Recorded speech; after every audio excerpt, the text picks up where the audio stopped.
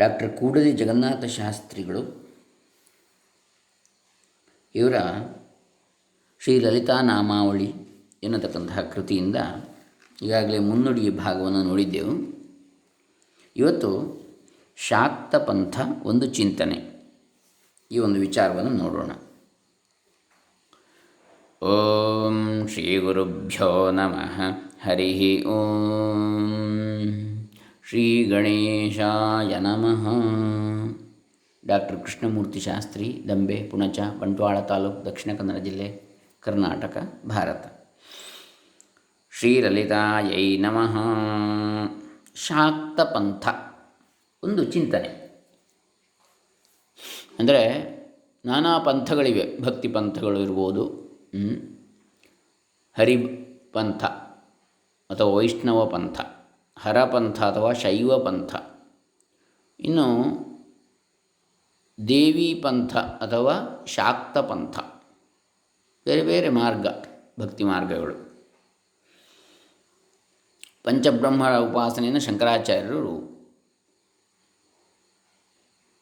ಅಪ್ಪಣೆ ಕೊಡಿಸಿದರು ಲೋಕ ಕಲ್ಯಾಣಾರ್ಥವಾಗಿ. ಸೂರ್ಯ, ಗಣಪತಿ, ಅಂಬಿಕಾ, ಶಿವ, ವಿಷ್ಣು ಅಂಥೇಳಿ ಪಂಚಬ್ರಹ್ಮರ ಉಪಾಸನೆ. ಅಲ್ಲಿ ಸೌರ, ಗಾಣಪತ್ಯ, ಶಾಕ್ತ, ಶೈವ, ವೈಷ್ಣವ,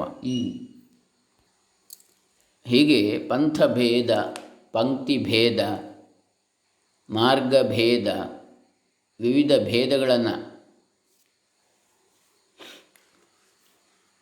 ನಾಶ ಮಾಡಿ ಅಭೇದವಾದ ಅದ್ವೈತ ತತ್ವವನ್ನು ಅವರು ಬೋಧಿಸಿದರು. ಆ ಎಲ್ಲ ಪಂಥಗಳು ಸೇರುವಂಥದ್ದು ಅಥವಾ ಎಲ್ಲ ಪಂಥಗಳ ಉದ್ದೇಶ ಕೂಡ ಒಂದೇ ಎನ್ನತಕ್ಕಂಥದ್ದು ಇದರ ಒಂದು ಅರ್ಥ. ಹಾಗಾಗಿ ಅದರಲ್ಲಿ ಒಂದಾದಂತಹ ಶಾಕ್ತ ಪಂಥ ಈಗ ನವರಾತ್ರಿಯ ಸಂದರ್ಭದಲ್ಲಿ ವಿಶೇಷವಾಗಿ ಶಕ್ತಿಯ ಆರಾಧನೆ, ದೇವಿಯ ಉಪಾಸನೆ ಈ ಒಂದು ಶುಭ ಸಂದರ್ಭ. ಅದಕ್ಕಾಗಿ ಆ ವಿಚಾರವನ್ನು ನೋಡೋಣ. ಪಂಚಮಂ ಕಾರ್ಯಸಿದ್ಧಿ ಎಂಬುದಾಗಿ ಈ 5 ಮಾರ್ಗಗಳಿಂದ ಕಾರ್ಯಸಿದ್ಧಿ ಆಗ್ತದೆ. ಯಾವುದೇ ಮಾರ್ಗದಲ್ಲಿ ಹೋದರೂ ಕೂಡ ಅಂತಿಮ ಗುರಿಯನ್ನು ನಿರ್ವಿಕಾರ, ನಿರ್ವಿಶೇಷ, ನಿರುಪಾಧಿಕ, ನಿರ್ಗುಣ, ನಿರಾಕಾರ ಪರತತ್ವವನ್ನು ಅರಿಯಬಹುದು, ಅದೇ ಆಗಬಹುದು ಎನ್ನುವಂಥದ್ದು, ಅದೇ ನಾವೆಂಬ ಅರಿವನ್ನು ಅನುಭವಕ್ಕೆ ತಂದುಕೊಳ್ಳುವುದೆನ್ನುವಂಥದ್ದು ಅನುಭಾವಿಗಳ ಮಾತು. ಭಾರತೀಯ ದರ್ಶನಶಾಸ್ತ್ರಗಳಲ್ಲಿ ಶಾಕ್ತ ದರ್ಶನವೂ ಕೂಡ ಒಂದು. ದರ್ಶನಗಳಲ್ಲಿ ನಾವು ಷಡ್ದರ್ಶನಗಳು, 6 ಆಸ್ತಿಕ ದರ್ಶನಗಳು ಅಂತ ನೋಡ್ತೇವೆ. ಕಪಿಲ ಮುನಿಯ ಸಾಂಖ್ಯ ದರ್ಶನ, ಕಣಾದ ಮುನಿಗಳ ವೈಶೇಷಿಕ ದರ್ಶನ, ಗೌತಮ ಮುನಿಗಳ ನ್ಯಾಯ ದರ್ಶನ, ಪಾತಂಜಲ ಯೋಗ ದರ್ಶನ, ಪತಂಜಲಿ ಮುನಿಗಳ, ಆಮೇಲೆ ಜೈಮಿನಿ ಮುನಿಗಳ ಪೂರ್ವಮೀಮಾಂಸಾ ದರ್ಶನ, ಮತ್ತು ಬಾದರಾಯಣ ವ್ಯಾಸರ ಉತ್ತರ ಮೀಮಾಂಸಾ ಅಥವಾ ವೇದಾಂತ ದರ್ಶನ. ಹೀಗೆ ಅದು ಒಂದು ರೀತಿಯಲ್ಲಿ. ಇನ್ನೊಂದು ಅದು ತಾತ್ವಿಕವಾಗಿ, ಇನ್ನೊಂದು ದೈವಿಕವಾಗಿ, ಅದು ಆಧ್ಯಾತ್ಮಿಕ ನೆಲೆಯಲ್ಲಿ, ಇದು ಆದಿದೈವಿಕ ನೆಲೆಯಲ್ಲಿ. ಯಾವುದು? ಈ ಶಾಕ್ತ, ವೈಷ್ಣವ, ಶೈವ ಇತ್ಯಾದಿ ಪಂಥಗಳು, ಸೌರ, ಗಾಣಪತ್ಯ ಇತ್ಯಾದಿಗಳು. ಇದು ಆದಿದೈವಿಕ ಆಧಾರದಲ್ಲಿ, ಅದು ಆಧ್ಯಾತ್ಮಿಕ ಆಧಾರದಲ್ಲಿ ಆ ಷಡ್ದರ್ಶನಗಳು. ಹೀಗೆ ಆದಿ ಭೌತಿಕ ಹಿನ್ನೆಲೆಯಲ್ಲಿ ಕೂಡ ನಾವು ಕಾಣಬಹುದು ಜಾನಪದಾದಿ ದರ್ಶನಗಳು. ದೈವಾರಾಧನೆ ಇರ್ಬೋದು, ನವಗ್ರಹ ಆರಾಧನೆ ಇರ್ಬೋದು, ಇವುಗಳನ್ನೆಲ್ಲ ಆದಿ ಭೌತಿಕ ಹಿನ್ನೆಲೆಯಲ್ಲಿ ನಾವು ಕಾಣ್ತೇವೆ. ಇರಲಿ, ಶಾಕ್ತ ಪಂಥದ ಬಗ್ಗೆ ಕೆಲವು ತಪ್ಪು ಅಭಿಪ್ರಾಯಗಳಿವೆ. ಈ ಪಂಥದ ವಿಷಯದಲ್ಲಿ ಸ್ಪಷ್ಟವಾದ ಪರಿಚಯವಿಲ್ಲದಿರುವುದೇ ಇದಕ್ಕೆ ಕಾರಣ. ಯಾವುದೇ ಪಂಥದ ಬಗ್ಗೆ ಸ್ಪಷ್ಟವಾದ ಪರಿಚಯ ಇಲ್ಲದೆ ಅದರ ಬಗ್ಗೆ ತಪ್ಪು ಕಲ್ಪನೆ ಉಂಟಾಗ್ತದೆ. ಅಧ್ಯಯನ ಮಾಡದೆ ಟೀಕಿಸುವವರು ಹೆಚ್ಚು, ತಿಳಿದು ಟೀಕಿಸುವವರು ಇಲ್ಲ, ಕಡಿಮೆ. ಇಲ್ಲಿ ಈ ಪಂಥದ ಸ್ಥೂಲ ಪರಿಚಯವನ್ನು ಮಾಡಿಕೊಡ್ಲಿಕ್ಕೆ ಒಂದು ಪ್ರಯತ್ನ ಶಾಕ್ತ ಪಂಥದ. ವೇದಗಳು ಮತ್ತು ಶಾಕ್ತ ಪಂಥ ಏನು ಸಂಬಂಧ? ವೇದಗಳಲ್ಲಿರುವ ಮಂತ್ರಗಳು ದೈವಿ ಸಾಕ್ಷಾತ್ಕಾರದ ಮಾಧ್ಯಮಗಳಾಗಿವೆ. ವೇದಗಳ ದೈವೀ ಕಲ್ಪನೆ ಕೇವಲ ಪುರುಷೋತ್ತಮತ್ವವನ್ನು ಪ್ರತಿಪಾದಿಸುವುದೇ ಆಗಿಲ್ಲ. ಅಲ್ಲಿನ ದೇವತೆಗಳು ಕೇವಲ ಪುರುಷೋತ್ತಮ ಜೀವಿಗಳೂ ಅಲ್ಲ. ಮಾನವನ ಶುದ್ಧಾಂತಃಕರಣದ ಅಭೀಪ್ಸೆಗಳ ಸಾಕಾರ ಅಭಿವ್ಯಕ್ತಿಯೇ ದೇವತೆ ಎಂದು ಕರೆಸಿಕೊಳ್ಳುತ್ತದೆ. ಆದ್ದರಿಂದ ವೈದಿಕ ದೇವತಾ ಕಲ್ಪನೆಯ ತತ್ವವು ತನ್ನ ಸ್ವರೂಪದಲ್ಲಿ ಅತ್ಯಂತ ವಿಶಾಲವೂ ನಿರ್ವಿಕಾರವೂ ನಿರಾಮಯವೂ ಆದ ತತ್ವಗಳ ಆಧಾರದ ಮೇಲೆ ಆಗಿದೆಯೇ ಹೊರತು ವಿಕಾರ ಸಂಬಂಧವಾದ ಕಲಂಕಿತ ವ್ಯಕ್ತಿ ಸ್ವರೂಪದ ಅಲ್ಲ. ಮತ್ತು ಸಮಷ್ಟಿ ಸ್ವರೂಪ ಅಂತೇಳಿ ಕೇವಲ ಕಲಂಕಿತ ವ್ಯಕ್ತಿ ಸ್ವರೂಪದ ಸೀಮಿತ ವಿಚಾರದ ಆಧಾರದ ಮೇಲೆ ಆಗಿಲ್ಲ ಎಂಬಂಥದ್ದು ಸ್ಪಷ್ಟ ವೈದಿಕ ದೇವತಾ ಕಲ್ಪನೆ.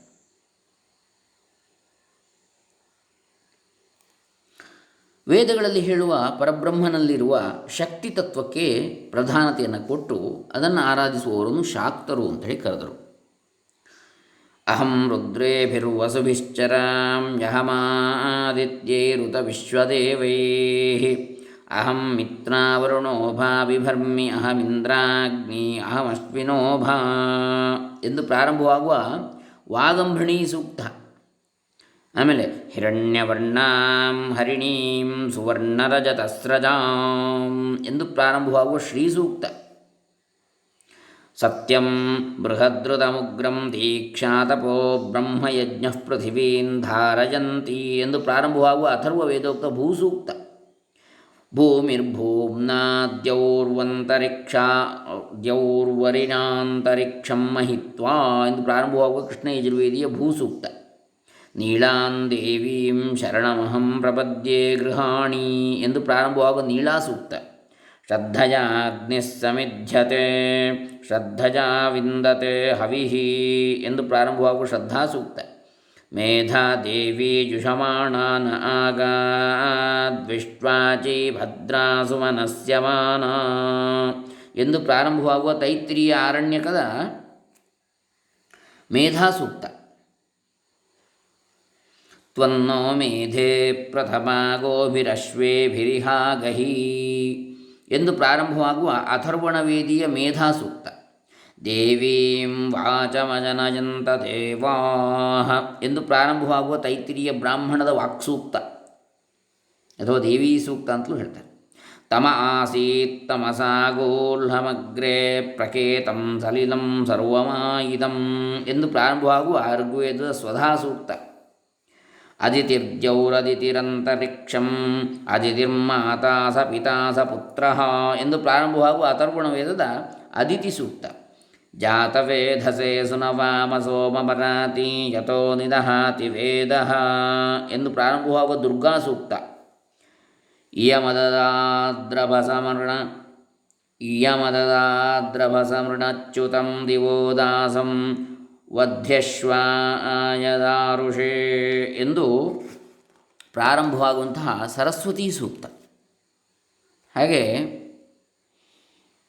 ಪ್ರಣೋ ದೇವಿ ಸರಸ್ವತಿ ವಾಜೇಭಿರ್ವಾಜಿನೀವತಿ ಧೀನಾಮವಿತ್ರ್ಯವತು ಎನ್ನುವಂತಹ ಸರಸ್ವತಿ ಮಂತ್ರ. ಆಗಾವೋ ಅಗ್ಮನ್ನುತ ಭದ್ರಮಕ್ರನ್ ಛೀದಂತು ಗೋಷ್ಠೇ ರಣಯಂತ್ವಸ್ಮೇ ಎಂದು ಪ್ರಾರಂಭವಾಗುವ ಗೋಸೂಕ್ತ. ಸಹಸ್ರಪರಮಾದೇವಿ ಎಂದು ಪ್ರಾರಂಭವಾಗುವ ದೂರ್ವಾ ಸೂಕ್ತ. ಭೂಮಿರ್ದೇನುಧರಣಿ ಎಂದು ಪ್ರಾರಂಭವಾಗುವ ಮೃತ್ತಿಕಾ ಸೂಕ್ತ. ರಾತ್ರಿವ್ಯಖ್ಯದಾಯತೆ ಪುರುತ್ರಾದೇವ್ಯ ಅಕ್ಷಭಿಃ ಎನ್ನತಕ್ಕಂತಹ ಎಂದು ಪ್ರಾರಂಭವಾಗುವ ರಾತ್ರಿ ಸೂಕ್ತ. ಬಳಿತ್ಥ ತದ್ವಪುಷೇದಾಯಿ ದರ್ಶತಂ ದೇವಸ್ಯ ಭರ್ಗಃ ಸಹಸೋ ಯತೋ ಜನಿ ಎಂದು ಪ್ರಾರಂಭವಾಗುವ ಬಳಿತ್ಥ ಸೂಕ್ತ. ಮುಂತಾದವು ಶಕ್ತಿಯ ಮಹತ್ವವನ್ನು ಪ್ರತಿಪಾದಿಸುವ ವೈದಿಕ ಸೂಕ್ತಗಳು. ಕಾತ್ಯಾಯನಾಯ ವಿದ್ಮಹೇ ಕನ್ಯಾಕುಮಾರಿ ಧೀಮಹಿ ತನ್ನೋ ದುರ್ಗಿಃ ಪ್ರಚೋದಯಾತ್ ಎನ್ನತಕ್ಕಂತಹ ದುರ್ಗಾ ಗಾಯತ್ರಿ. ಮಹಾದೇವ್ಯೈ ಚ ವಿದ್ಮಹೇ ವಿಷ್ಣುಪತ್ನ್ಯೈ ಚ ಧೀಮಹಿ ತನ್ನೋ ಲಕ್ಷ್ಮೀ ಪ್ರಚೋದಯಾತ್ ಎಂಬ ಲಕ್ಷ್ಮೀ ಗಾಯತ್ರಿ. ಹಂಸ ಹಂಸಾಯ ವಿದ್ಮಹೇ ಪರಮಹಂಸಾಯ ಧೀಮಹಿ ತನ್ನೋ ಹಂಸಃ ಪ್ರಚೋದಯಾತ್ ಎಂಬ ಹಂಸ ಗಾಯತ್ರಿ. ಧನುರ್ಧರಾಯೈ ವಿದ್ಮಹೇ ಸರ್ವಸಿದ್ಧ್ಯೈ ಚ ಧೀಮಹಿ ತನ್ನೋ ಧರಾ ಪ್ರಚೋದಯಾತ್ ಎಂಬ ಭೂಗಾಯತ್ರಿ. ಐಂ ವಾಗ್ಭವಾಯೈ ವಿದ್ಮಹೇ ಕ್ಲೀಂ ಕಾಮೇಶ್ವರ್ಯೈ ಧೀಮಹಿ ಸೌಸ್ತನ್ನ ಶಕ್ತಿ ಪ್ರಚೋದಯಾತ್ ಎಂಬ ಶ್ರೀವಿದ್ಯಾ ಗಾಯತ್ರಿ ಮುಂತಾದ ಆರಾಧಕನ ಅಥವಾ ಭಕ್ತನ ಅಖಂಡ ಶ್ರದ್ಧೆಯನ್ನು, ಅನನ್ಯ ಶರಣ್ಯ ಗುಣವನ್ನು, ಆತ್ಮೀಯ ಪ್ರಾರ್ಥನೆಯನ್ನು ಸಂಕ್ಷಿಪ್ತ ವಾಕ್ಯಗಳಲ್ಲಿ ಪ್ರತಿಪಾದಿಸುವ ಗಾಯತ್ರಿ ಮಂತ್ರಗಳು ಸಹ ವೇದಗಳಲ್ಲಿ ಹೇಳಿರುವ ಶಕ್ತಿಯ ಅಥವಾ ದೇವಿಯ ಪಾರಮ್ಯವನ್ನೇ ಕುರಿತು ಹೇಳ್ತವೆ. ಕೌಲೋಪನಿಷತ್ತು, ತ್ರಿಪುರ ಮಹೋಪನಿಷತ್ತು, ಭಾವನಾ ಉಪನಿಷತ್ತು, ಬಹ್ವೃಚಾ ಉಪನಿಷತ್ತು,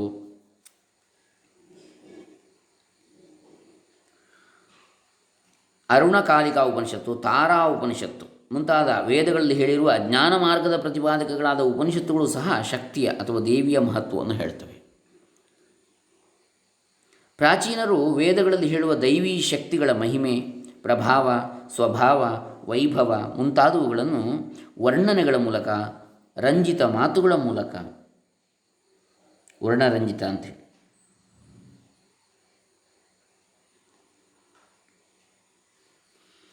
ಜನಸಾಮಾನ್ಯರಿಗಾಗಿ ಕಥನ ಕ್ರಮದಲ್ಲಿ ಹೇಳಿದ್ದಾರೆ. ಇವನ್ನು ಪುರಾಣಗಳು ಅಂತೇಳಿ ಹೇಳ್ತಾರೆ. ಬ್ರಹ್ಮವೈವರ್ತ, ಕಾಳಿಕಾ, ಸ್ಕಂದ, ಬ್ರಹ್ಮಾಂಡ, ಮಾರ್ಕಂಡೇಯ, ಪದ್ಮ ಮುಂತಾದ ಪುರಾಣಗಳಲ್ಲಿ ಶಕ್ತಿಯನ್ನು ದೇವಿ ಎಂದು ಕರೆದು ದೇವಿಯ ಸ್ವಭಾವ, ಮಹಿಮೆ, ಪ್ರಭಾವ, ವೈಭವ ಮುಂತಾದವುಗಳನ್ನು ವರ್ಣಿಸಲಾಗಿದೆ. ಅನನ್ಯ ಶರಣತೆಯಿಂದ ತ್ರಿಕಾಲವೂ ಭಗವಂತನನ್ನು ಭಜಿಸುವವರನ್ನು ಭಾಗವತರು ಅಂತೇಳಿ ಕರೀತಾರೆ. ಭಗವಂತನು ತಮ್ಮ ಎಲ್ಲ ಕಷ್ಟಗಳನ್ನು ದೂರ ಮಾಡ್ತಾನೆ, ತಮ್ಮ ಎಲ್ಲ ಸಂಕಟಗಳನ್ನು ಪರಿಹರಿಸ್ತಾನೆ, ತಮ್ಮ ಭಕ್ತಿಗೆ ಮೆಚ್ಚಿ ತಾವು ನೆನೆದ ರೂಪದಲ್ಲಿ ದರ್ಶನ ಕೊಡ್ತಾನೆ, ತಮಗೆ ಸುಜ್ಞಾನವನ್ನು ನೀಡಿ ಸನ್ಮಾರ್ಗದಲ್ಲಿ ನಡೆಸ್ತಾನೆ, ಕೊನೆಗೆ ತಮಗೆ ಮೋಕ್ಷವನ್ನೂ ಕೊಡ್ತಾನೆ ಎಂಬ ನಂಬಿಕೆ ಇವರಿಗೆ, ಭಾಗವತರಿಗೆ ಭಗವಂತನಲ್ಲಿ ಇದೆ. ಭಗವಂತನ ಲೀಲೆಗಳನ್ನು ನಿರೂಪಿಸುವ ಗ್ರಂಥಗಳನ್ನು ಭಾಗವತ ಅಂತೇಳಿ ಕರೀತಾರೆ. ಈ ಭಾಗವತಗಳು ವೇದಗಳಲ್ಲಿ ಹೇಳಿರುವ ದೈವೀ ಶಕ್ತಿಗಳನ್ನು ಕುರಿತೇ ಹೇಳುತ್ತವೆಯೇ ವಿನಾ ವೇದ ಬಾಹಿರವಾದ ವಿಚಾರಗಳನ್ನು ಹೇಳುವುದಿಲ್ಲ. ಶಕ್ತಿಯ ಪಾರಮ್ಯವನ್ನು ವರ್ಣಿಸುವ ಭಾಗವತವನ್ನು ದೇವಿ ಭಾಗವತ ಅಂತೇಳಿ ಕರೀತಾರೆ. ಇದರಲ್ಲಿ ದೇವಿಯು ತನ್ನ ಅನುಗ್ರಹಕ್ಕೆ ಪಾತ್ರ ಆದ ಭಕ್ತರನ್ನು ಉದ್ಧಾರ ಮಾಡಿದ ರೀತಿಯನ್ನು, ತನ್ನ ಅವಕೃಪೆಗೆ ಪಾತ್ರ ಆದ ದುಷ್ಟ ರಾಕ್ಷಸರನ್ನು ನಾಶ ಮಾಡಿದ ರೀತಿಯನ್ನು ವರ್ಣಿಸಲಾಗಿದೆ. ಇದೇ ಬಗೆಯಲ್ಲಿ ದೇವಿಯ ಶಿಷ್ಟ ರಕ್ಷಣಾ, ದುಷ್ಟ ಶಿಕ್ಷಣ ಪ್ರವೃತ್ತಿಯನ್ನು ಪ್ರತಿಪಾದಿಸುವಂತಹ ದೇವಿ ಮಹಾತ್ಮೆಯೂ ಕೂಡ ಇದೆ. ಇದು ಮಾರ್ಕಂಡೇಯ ಪುರಾಣದಲ್ಲಿ ಬರ್ತದೆ. ದುರ್ಗಾ ಸಪ್ತಶತಿ ದೇವಿ ಮಹಾತ್ಮೆ. ವೇದ ವಿಹಿತ ಪೂಜಾ ವಿಧಾನಗಳಲ್ಲಿ ನಾಮ ಪೂಜೆಯೂ ಕೂಡ ಸೇರ್ತದೆ. ಲಲಿತಾ ಸಹಸ್ರನಾಮ ಇರ್ಬೋದು, ಲಕ್ಷ್ಮೀ ಸಹಸ್ರನಾಮ ಇರ್ಬೋದು, ಬೇರೆ ಬೇರೆ ಸರಸ್ವತಿ ಸಹಸ್ರನಾಮ ಇರ್ಬೋದು, ಸಹಸ್ರನಾಮಗಳು, ಆಮೇಲೆ ಪಂಚಶತಿಗಳು ಇರ್ಬೋದು, ತ್ರಿಶತಿಗಳು ಇರ್ಬೋದು, ಆಮೇಲೆ ಅಷ್ಟೋತ್ತರ ಶತಿ, ಆಮೇಲೆ ಇತ್ಯಾದಿಗಳಿವೆ. ದ್ವಾದಶನಾಮ, ಷೋಡಶನಾಮ, ಪಂಚದಶನಾಮ ಇತ್ಯಾದಿಗಳು. ನಾಮ ಪೂಜಾ ವಿಧಾನದಲ್ಲಿ ದೇವಿ ನಾಮಾವಳಿಗಳು ಕೂಡ ಇವೆ. ಈ ದೃಷ್ಟಿಯಿಂದ ವಿವೇಚಿಸಿದಾಗ ಶಕ್ತಿಯ ಪಾರಮ್ಯವನ್ನು ಒಪ್ಪಿಕೊಂಡು, ಪರಮತೆಯನ್ನು, ಶ್ರೇಷ್ಠತೆಯನ್ನು ಒಪ್ಪಿಕೊಂಡು ಅದನ್ನು ಆರಾಧಿಸುವ ಶಾಕ್ತ ಪಂಥವು ಅವೈದಿಕವಲ್ಲವೆಂಬುದು ಸ್ಪಷ್ಟವಾಗ್ತದೆ. ವೇದದಲ್ಲೂ ಇದೆ ಅದರ ಆಧಾರ ಶಾಕ್ತ ಪಂಥಕ್ಕೆ ಅಂತೇಳಿ. ಎಲ್ಲ ಬೇರೆ ಬೇರೆ ದಾರಿಗಳು. ಶಾಕ್ತ ದರ್ಶನವನ್ನು ಹೇಳುವಾಗ ಸಚ್ಚಿದಾನಂದ ಸ್ವರೂಪನೂ ನಿರಾಕಾರನೂ ನಿರ್ವಿಕಾರನೂ ಆದ ಪರಬ್ರಹ್ಮನಲ್ಲಿ ಎರಡು ತತ್ವಗಳಿವೆ. ಒಂದು ಪುರುಷ ತತ್ವ, ಮತ್ತೊಂದು ಪ್ರಕೃತಿ ತತ್ವ. ಪರಬ್ರಹ್ಮನು ಜಗತ್ತನ್ನು ಸೃಷ್ಟಿಸಲು ಬಯಸಿದಾಗ ಅವನು ಇಬ್ಬಾಗವಾದನು. ಬಲಭಾಗ ಪುರುಷ ರೂಪವಾಯಿತು, ಎಡಭಾಗ ಪ್ರಕೃತಿ ಎನಿಸಿಕೊಂಡಿತು. ಯೋಗೇನ ಆತ್ಮ ಸೃಷ್ಟಿವಿಧೌ ದ್ವಿಧಾ ರೂಪೋ ಬಭೂವಸಃ ಪುಮಾಶ್ಚ ದಕ್ಷಿಣಾರ್ಧಾಂಗೋ ವಾಮಾರ್ಧ ಪ್ರಕೃತಿ ಸ್ಮೃತ. ಬ್ರಹ್ಮವೈವರ್ತ ಪುರಾಣ ಹೇಳ್ತದೆ ಇದನ್ನು. ಪ್ರಾಚೀನ ಋಷಿಗಳಲ್ಲಿ ಕೆಲವರು ಪುರುಷ ತತ್ವವನ್ನು ಪ್ರಧಾನವಾಗಿ ಪರಿಗಣಿಸಿ ಬ್ರಹ್ಮನನ್ನು ಸಾಕ್ಷಾತ್ಕಾರ ಮಾಡಿಕೊಳ್ಳುವ ಸಾಧನ ಮಾರ್ಗಗಳನ್ನು ಹೇಳಿದರು. ಮತ್ತು ಕೆಲವರು ಪ್ರಕೃತಿ ತತ್ವವನ್ನು ಪ್ರಧಾನವಾಗಿ ಪರಿಗಣಿಸಿ ಪರಬ್ರಹ್ಮನ ಸಾಕ್ಷಾತ್ಕಾರವನ್ನು ಪ್ರಕೃತಿ ರೂಪದಲ್ಲಿಯೇ ಪಡೆಯಲು ಬಯಸಿದರು. ಇವರು ಪುರುಷ ತತ್ವವನ್ನು ಶಿವ ಎಂದು, ಪ್ರಕೃತಿ ತತ್ವವನ್ನು ಶಕ್ತಿ ಎಂದು ಕರೆದರು. ಶಿವತತ್ವವು ಜಗನ್ಮಂಗಳಕಾರಕವೆಂದು, ಅದಕ್ಕೆ ಪ್ರೇರಣೆಯನ್ನು ನೀಡುವುದು ಶಕ್ತಿ ತತ್ವವೆಂದು ಪರಿಗಣಿಸಿದರು. ಶಿವಶಕ್ತಿಗಳು ಒಂದೇ ಎಂಬುದನ್ನು ಒಪ್ಪಿದರು. ಆದರೆ ಸಾಧನ ಮಾರ್ಗದ ಸುಗಮತೆಗಾಗಿ ಶಿವತತ್ವ ಪ್ರಧಾನವಾದ ಮತ್ತು ಶಕ್ತಿತತ್ವ ಪ್ರಧಾನವಾದ ಮಾರ್ಗಗಳನ್ನು ಅನುಸರಿಸಿದರು. ಶಕ್ತಿತತ್ವ ಪ್ರಧಾನವಾದ ಮಾರ್ಗವನ್ನು ಅನುಸರಿಸಿದವರನ್ನು ಶಾಕ್ತರೆಂದು, ಇವರ ಪಂಥವನ್ನು ಶಾಕ್ತ ಪಂಥವೆಂದು, ಇವರ ದರ್ಶನವನ್ನು ಶಾಕ್ತ ದರ್ಶನವೆಂದು ಕರೆದರು. ಶಾಕ್ತರು ಅದ್ವೈತವಾದಿಗಳು ಎಂಬುದು ಸ್ಪಷ್ಟ. ಇವರ ದರ್ಶನದಲ್ಲಿ ನಾನೇ ದೇವಿ, ನಾನೇ ಬ್ರಹ್ಮ, ನನಗೆ ದುಃಖವಿಲ್ಲ, ನಾನು ಸಚ್ಚಿದಾನಂದ ಸ್ವರೂಪ, ನಾನು ನಿತ್ಯ ಮುಕ್ತ ಸ್ವಭಾವದವನು ಎಂಬುದನ್ನು ಪ್ರಮುಖವಾಗಿ ಪ್ರತಿಪಾದಿಸುತ್ತಾರೆ. ಅಹಂ ದೇವಿ ನ ಚಾನ್ಯೋಸ್ಮಿ ಬ್ರಹ್ಮೈವಾಹಂ ನ ಶೋಕಭಾಕ್ ಸಚ್ಚಿದಾನಂದ ಸ್ವರೂಪೋಹಂ ನಿತ್ಯ ಮುಕ್ತ ಸ್ವಭಾವವಾನ್.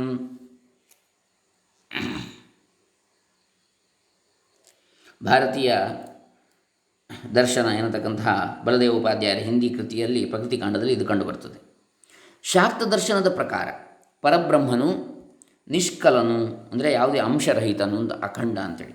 ಕಲೆ ಅಂದರೆ ಅಂಶ.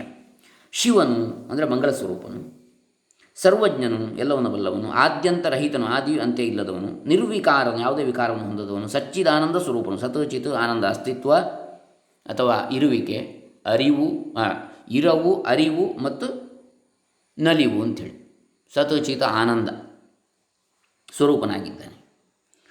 ಇವೆಲ್ಲವನ್ನು ಶಾಕ್ತರು ಮಾತೃ ಸ್ವರೂಪದಲ್ಲಿ ಸ್ವೀಕರಿಸಿದ್ದಾರೆ. ಇದನ್ನು ನಾವು ಈ ಶಾಕ್ತ ದರ್ಶನದಲ್ಲಿ ಕಾಣ್ತೇವೆ. ಇನ್ನು ಈ ಶಾಕ್ತ ಪಂಥದಲ್ಲಿ ಅಧಿಕಾರಿ ಯಾರು? ಶಾಕ್ತ ಪಂಥವು ವೈದಿಕವೇ ಆದರೂ ಸಂಪ್ರದಾಯದಲ್ಲಿ ವೈವಿಧ್ಯತೆಯನ್ನು ಕಾಣುತ್ತೇವೆ. ವೈದಿಕ ಆರಾಧನಾ ಸಂಪ್ರದಾಯವನ್ನು ಸರ್ವಸಾಧಾರಣವಾಗಿ ಎಲ್ಲರೂ ಆಚರಿಸಬಹುದಾಗಿದೆ. ಶಾಕ್ತರ ತಾಂತ್ರಿಕ ಪೂಜೆಗಳು ಮಾತ್ರ ಅಧಿಕಾರಿಯಾದವನು ಮಾತ್ರ ಆಚರಿಸಬಹುದಾಗಿದೆ. ಶಾಕ್ತರ ಆಚಾರ ವಿಚಾರಗಳು ಅತ್ಯಂತ ರಹಸ್ಯಮಯವಾಗಿವೆ. ಸಾಧಕನು ಕೆಲವು ಕಠಿಣವಾದ ಕಟ್ಟುಪಾಡುಗಳಿಗೆ ಒಳಗಾಗಿ ದೀಕ್ಷಾಬದ್ಧನಾದ ನಂತರ ಅವನಿಗೆ ಗುರುವು ಸಾಧನಾ ಮಾರ್ಗವನ್ನು ಉಪದೇಶಿಸ್ತಾನೆ. ಸಾಧಕನ ಸಾಧನೆ ತೃಪ್ತಿಕರವಾಗಿದ್ದರೆ ಆಗ ಗುರುವು ತಂತ್ರವಿಧಿಗಳನ್ನು ತಿಳಿಸ್ತಾನೆ. ತಂತ್ರವಿಧಿಗಳ ಅನುಸರಣೆ ತೃಪ್ತಿ ಆದಾಗ ತಂತ್ರವಿಧಿಗಳ ರಹಸ್ಯವನ್ನು ಹೇಳ್ತಾನೆ. ಸಾಧಕ ರಹಸ್ಯವನ್ನು ಅರ್ಥ ಮಾಡಿಕೊಂಡು ಮುಂದುವರಿದಾಗ ಸಿದ್ಧಿಯನ್ನು ಪಡಿತಾನೆ. ಆಗ ಗುರುವು ಅವನನ್ನು ಅಧಿಕಾರಿ ಎಂದು ಅಂಗೀಕರಿಸ್ತಾನೆ. ವೈದಿಕ ಸಂಪ್ರದಾಯದಲ್ಲಿ ಈ ರೀತಿಯ ಕಠಿಣ ವಿಧಿಗಳಿಲ್ಲ. ಆದ್ದರಿಂದ ಅವು ಜನಸಾಮಾನ್ಯರಿಗೆ ನಿಲುಕುವಂತಾಗಿವೆ. ಕಠಿಣ ವಿಧಿಗಳ ಕಾರಣದಿಂದ ಶಾಕ್ತ ಸಂಪ್ರದಾಯಗಳು ಜನಸಾಮಾನ್ಯನಿಂದ ದೂರ ಉಳಿದಿವೆ ಅಂಥೇಳಿ ಶ್ರೀಯುತ ಡಾಕ್ಟರ್ ಕೂಡಲಿ ಜಗನ್ನಾಥ ಶಾಸ್ತ್ರಿಗಳು ಅಭಿಪ್ರಾಯಪಡ್ತಾರೆ. ಇನ್ನು ಈ ಶಾಕ್ತ ಪಂಥದಲ್ಲಿ ಸಂಪ್ರದಾಯಗಳು ಯಾವುವು ಅದನ್ನು ನಾವು ನಾಳೆ ದಿವಸ ನೋಡೋಣ. ಹರೇ ರಾಮ. ಶ್ರೀ ಜಗದಂಬಾರ್ಪಿತಮಸ್ತು. ಓಂ ತತ್ಸತ್. ಸರ್ವೇ ಜನಾ ಸುಖಿನೋ ಭವಂತು. ಲೋಕಾಃ ಸಮಸ್ತಾಃ ಸುಖಿನೋ ಭವಂತು.